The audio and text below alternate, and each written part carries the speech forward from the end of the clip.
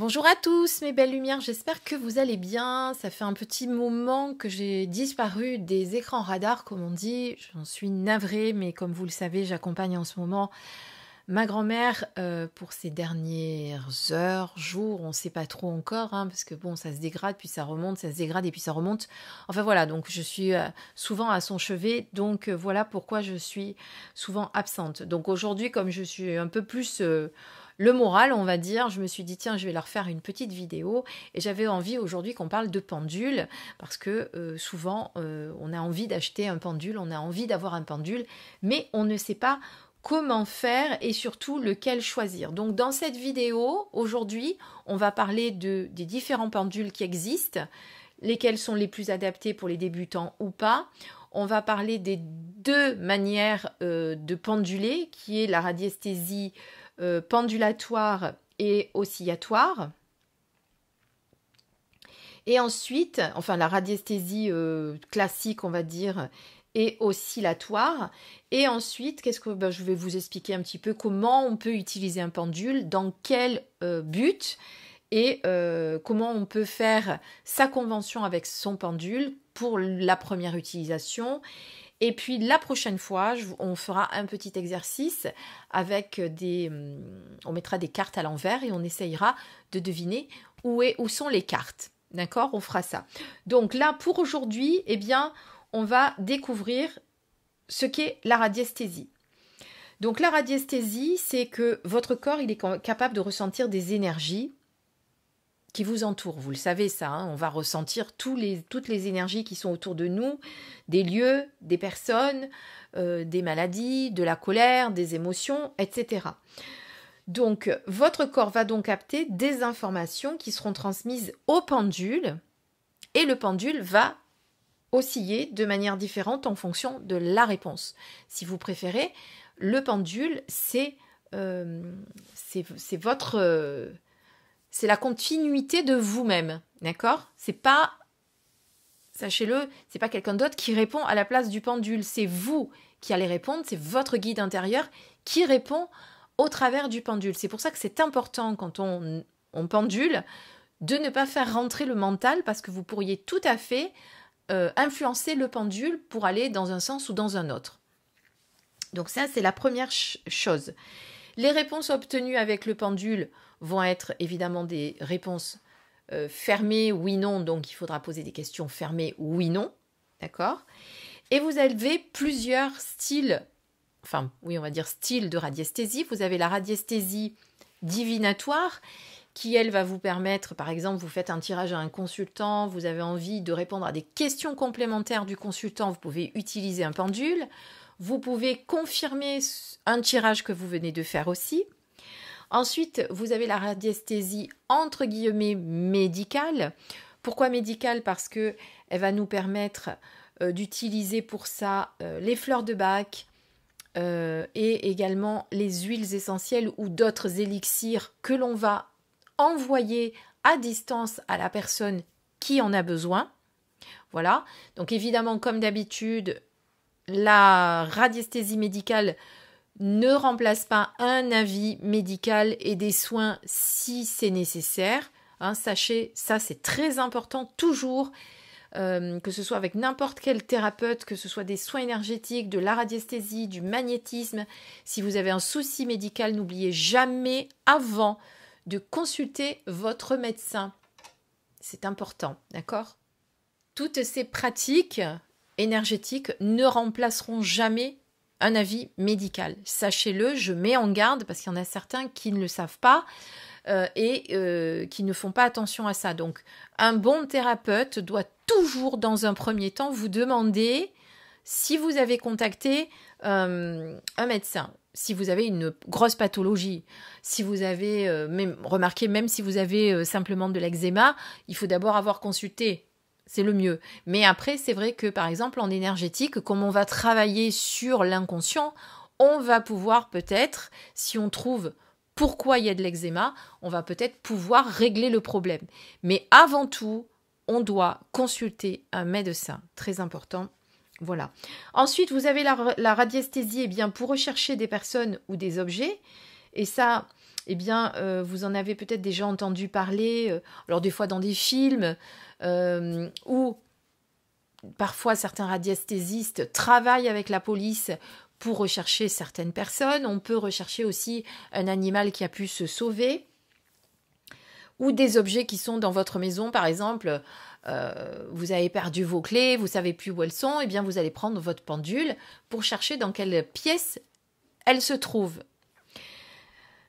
Et ensuite, vous allez pouvoir utiliser la radiesthésie aussi en géobiologie. Donc la géobiologie, eh bien, ça va être pour déterminer les ondes nuisibles, que ce soit des sources, des failles, des réseaux. Vous connaissez les réseaux Hartmann, tout ça. Les perturbations qu'il peut y avoir. On utilise aussi pour trouver des sources les baguettes de sourcier. Quelque part, c'est un pendule aussi. Et puis, on peut, grâce à un pendule aussi, rechercher dans une maison s'il y a des entités, s'il y a des mémoires des murs, s'il y a des objets chargés, voilà, et tout ce qui peut y avoir d'autre. Et puis, vous avez aussi la radiesthésie que vous allez pouvoir utiliser en soins, ce que je vous propose moi lors de mes soins, pas que parce que j'utilise la radiesthésie, mais pas que. Mais par contre, eh bien, à l'aide d'un témoin, ce qu'on appelle un témoin, ça va être soit une photo, soit sur un papier, vous notez le nom, le prénom, la date de naissance de la personne, ou l'adresse du lieu s'il s'agit d'une harmonisation de lieu ou autre, ou un soin sur un lieu qui peut se faire aussi. En plus, vous pouvez le faire à distance, ça. Et là, vous pouvez, grâce à votre pendule, envoyer des ondes bénéfiques et donc faire ce qu'on appelle un soin énergétique. Voilà. Vous voyez donc qu'avec la radiesthésie, on peut faire plein de choses. Et ensuite, vous avez deux manières de penduler. Vous avez la radiesthésie classique, où vous allez poser une question oui-non, pour avoir une réponse oui-non plutôt, ou alors la radiesthésie, ce qu'on appelle la radiesthésie oscillatoire, qui, elle, va répondre en fonction de planches que vous allez proposer à votre pendule.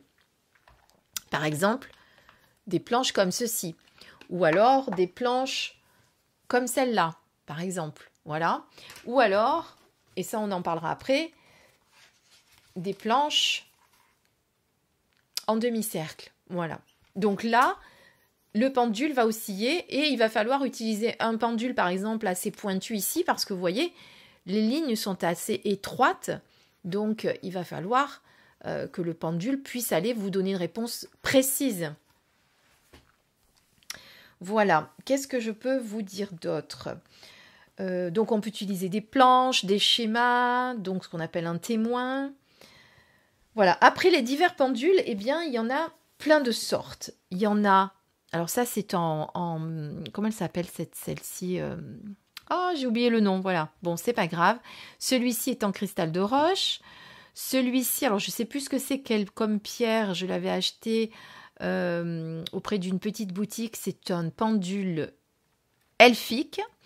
Ici, c'est un pendule tout en métal qu'on appelle aussi le pendule égyptien. Ici, vous avez le pendule en bois. Alors celui-ci, je l'utilise principalement pour les soins à distance, justement. Celui-ci, c'est le pendule à spirale. On peut l'utiliser aussi pour les soins, celui-ci. Et ici, vous avez celui-là en cristal de roche. Alors, attendez, hop, il a fait un petit nœud. Voilà, avec un petit pentacle. Voilà. Donc ça, c'est les divers pendules que j'ai. Je crois que j'en avais d'autres, mais que j'ai offerts, que j'ai donnés. Voilà. Alors, ensuite, on en reparlera la prochaine fois parce que ça, c'est un petit peu plus pointu, mais vous avez les pendules émetteurs et récepteurs aussi, avec certains qui se chargent plus facilement que d'autres. Ça, je ne me souviens plus, il faudra que je vous le redise. Alors, qu'est-ce qu'on va utiliser quand on est débutant ? Mais quand on est débutant, on va essayer de le prendre pas trop lourd, mais pas trop léger non plus. Ensuite, si vous n'avez pas de pendule, eh bien, vous pourriez tout à fait en créer un. Il suffit de prendre un petit objet que vous allez pendre au bout d'une chaîne et vous allez pouvoir créer un pendule. D'ailleurs, je vais vous montrer tout de suite. Voilà, je vous prends le cas. Après, je vous montrerai comment on tient le pendule. Je vous prends le cas. Là, j'ai un collier, une chaîne, hein, vous le voyez. C'est un de mes bijoux. Vous allez, alors c'est pas la meilleure chaîne parce qu'elle est double, hein, mais c'est parce que j'avais pas d'autres sous la main pour vous montrer. Alors attendez, je vais vous le montrer correctement parce que sinon on va pas y arriver. Donc voilà, vous voyez, vous le posez comme ça et là, de suite, il se met à penduler. Voilà, je peux lui demander un oui, moi je connais ma convention, je peux lui demander un non et il respecte ma convention. Voilà. Alors, en règle générale, les pendules ont la même convention. Mais parfois, ils changent de convention, donc il faut faire attention à chaque fois avant de penduler, de toujours lui demander de vous redonner le oui et de vous redonner le non. D'accord? Très important. Alors, on va justement essayer de programmer son premier pendule. Imaginons, vous êtes allé acheter votre premier pendule. Alors déjà, comment on fait pour choisir son pendule? Petite astuce, vous allez dans le magasin, vous allez les essayer et vous allez prendre, bien entendu, celui qui va penduler le plus facilement. C'est-à-dire que quand vous allez le prendre en main, vous allez l'essayer. Si vous voyez qu'il ne bouge pas ou très peu ou qu'il reste statique et qu'il fait comme ça, parce que quand il fait comme ça, c'est qu'il cherche, donc c'est que ce n'est pas le bon. Allez vers celui qui vous appelle. Moi, quand je vais chercher un pendule, enfin en tout cas les premiers que j'ai choisis, quand j'avançais vers l'étalage où tous les pendules étaient pendus, eh bien, souvent il y en a un qui commence à osciller, même alors qu'il n'est pas dans votre main, vous voyez, quand vous vous approchez. Ben ça peut être un signe, effectivement, que ce pendule est pour vous. Ça peut être une idée. Voilà. Ensuite, donc il y a ceux qui ont des pierres en semi-précieuses. Par exemple, le cristal de roche qui, lui, normalement, n'a pas besoin d'être purifié. Celui-ci, vous ne devriez pas avoir besoin de le nettoyer et de le décharger. Hein, parce qu'il faut aussi décharger et nettoyer son pendule. Ensuite, par exemple, celui à spirale, il réagit de manière très sensible aux vibrations. Il convient aux débutants, vous pourriez tout à fait le prendre. Et il peut par contre avoir certains inconvénients dans certains emplois que vous allez faire. Les baguettes de sourcier, bon, c'est uniquement pour chercher évidemment les sources. Donc on va regarder, je vais vous montrer. Alors par exemple celui-ci qui est en pierre Shivalingam, parce que ça y est, ça m'est revenu, vous n'allez pas pouvoir l'utiliser de manière oscillatoire parce que vous voyez qu'il n'a pas de bout pointu. Ça va être compliqué sur un cadran de repérer où il va osciller. Celui-ci, c'est pareil, il n'est peut-être pas assez pointu pour moi, bien qu'il y ait une petite base pointue. Celui-là, il est très pointu, par exemple, mais je ne l'utilise pas forcément pour ça. Moi, je vais plutôt l'utiliser en prédictif. Celui-ci aussi, il est pointu. C'est l'égyptien, je peux l'utiliser de diverses manières. Celui-ci qui est très pointu pour le coup, je l'utilise de manière oscillatoire, mais surtout pour les soins. Celui-là aussi, pour les soins, pour décharger, etc. Il va très très vite parce qu'il est très très léger. Vous voyez, quand on décharge, je ne bouge pas la main parce qu'il y en a qui vont me dire, elle bouge la main, Christine, mais non. Regardez, je me tiens la main avec l'autre doigt pour vous montrer que non.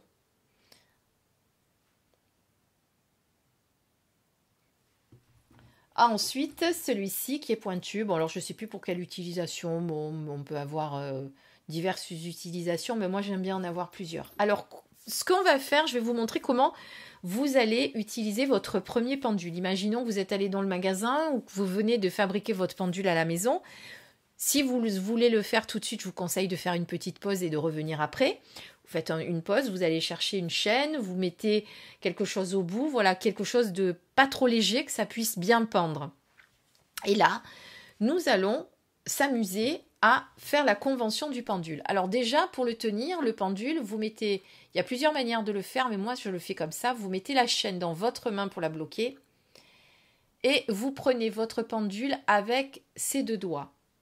D'accord? Et vous mettez votre main comme ceci. Vous posez votre coude, parce que si vous ne le posez pas, il y en a qui vous disent de ne pas le poser, mais au bout d'un moment, ben moi je suis désolée, quand je suis comme ça, je commence à avoir mal dans le dos. C'est pas possible.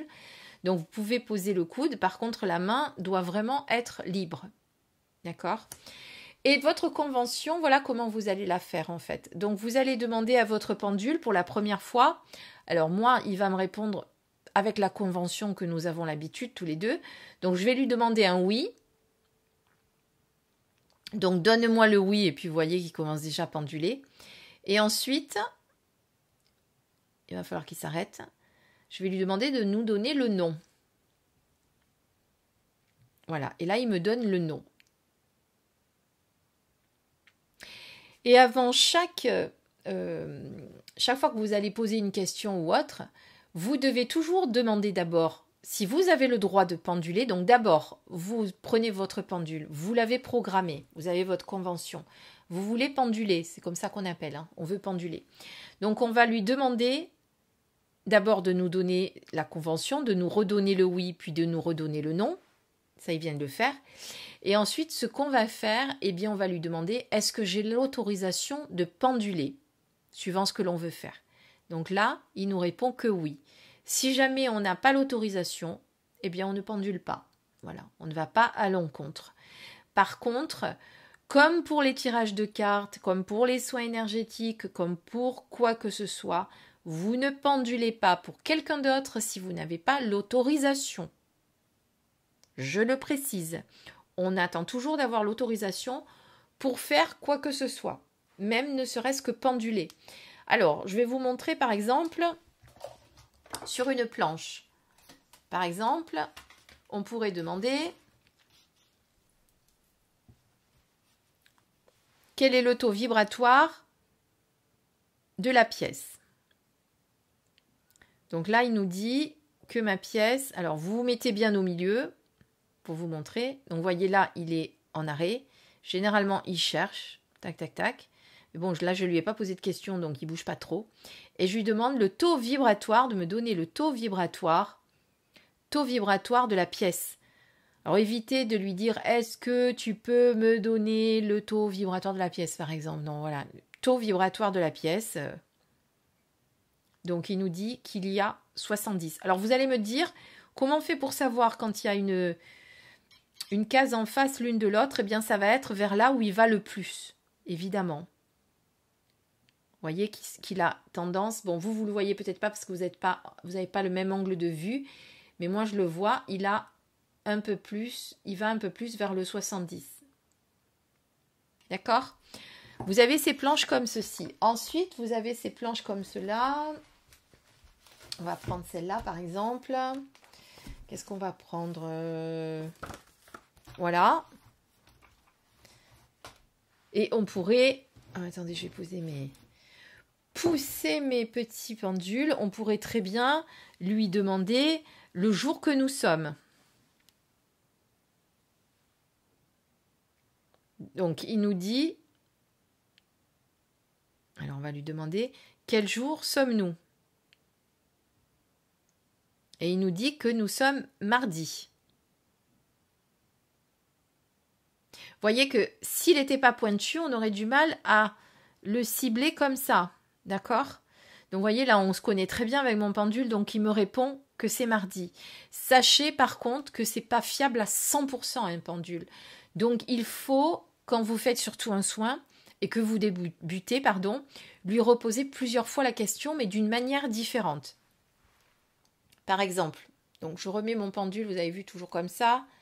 Je repositionne et je peux lui demander, donc, quel jour sommes-nous? Donc, il nous dit mardi. Après, on peut lui demander... Il faut que la question me vienne, du coup. Confirme... on peut lui demander tout simplement de nous confirmer s'il a bien répondu. Est-ce que la réponse est bien mardi? Et là, il nous dit oui. S'il nous dit non, on peut avoir un doute. Bon, là, on n'a pas de doute, on sait qu'on est mardi. Et je peux vous dire qu'il est, si vous ne me croyez pas, mardi 14 mars. Voilà, comme ça, vous avez la vérification que mon pendule a bien répondu. Que je ne vous dis pas qu'il est mardi, alors que je fais la vidéo un lundi. D'accord? Et demain, nous serons quel jour? Mercredi. Voilà, vous voyez que je n'invente rien, c'est lui qui répond. Hein. Mon poignet ne bouge pas. Enfin, ma main ne bouge pas, surtout. Bon, alors c'est sûr que la main n'est pas complètement statique, parce qu'il y en a des fois, ils disent « Oui, mais ton poignet bouge. » Non, mais si vous arrivez à être comme ça et de pas bouger d'un poil, là, je vous salue, hein, parce que c'est très fort. Hein.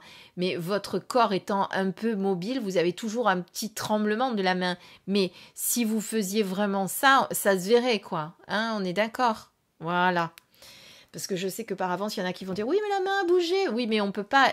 Du moment qu'on est comme ça, vous le voyez bien que la main, même si j'ai pas le pendule à la main, elle a tendance à un petit peu trembloter. On n'est pas hyper statique, on n'est pas des robots. Hein.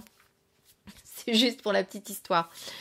Donc voilà, qu'est-ce que je voulais vous dire encore aujourd'hui, parce qu'on fera une autre vidéo où vous ferez votre petite... justement, vous allez vous entraîner avec votre convention, votre pendule, et on fera un petit jeu la prochaine fois pour voir si votre pendule répond bien.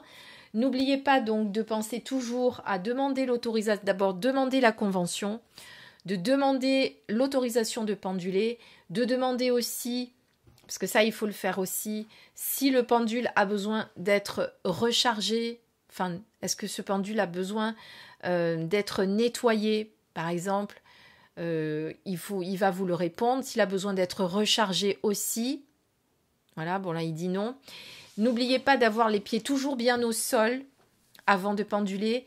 Comme d'habitude, pareil, avant le tirage de cartes, avant de penduler quoi que ce soit, ancrez-vous, centrez-vous, lâchez le mental pour éviter de l'influencer, parce que vous pourriez, en pensant à la réponse, l'influencer. Sachez ça, surtout quand on est débutant. On a malheureusement la fâcheuse tendance à faire ça. Donc, prenez garde à ça, donc vraiment faire un vide dans la tête. Voilà, regardez le pendule, mais sans penser à rien. D'accord? Et si vous voyez qu'au début, il commence à faire ça, laissez-le chercher, c'est qu'il cherche. Voilà, parce qu'il attend la réponse. Et là, je vais lui reposer la question. Quel jour sommes-nous aujourd'hui? Voilà, vous voyez, il va direct sur le mardi. On se connaît bien avec mes pendules, c'est pour ça. Et puis, comme je vous dis, ils ne sont pas non plus fiables avec moi à 100%. Je leur demande souvent confirmation pour être sûr. Voilà, ne prenez pas non plus de décision radicale et définitive et importante avec un pendule. On est bien d'accord, ça ne doit pas... Surtout quand vous débutez, hein, parce que comme on dit, même les radiesthésistes qui ne sont pas débutants vous diront qu'il y a 90%... qu'on obtient la bonne réponse quand même, parce qu'il y a tellement de choses qui peuvent influencer le pendule qu'il faut faire attention à ça.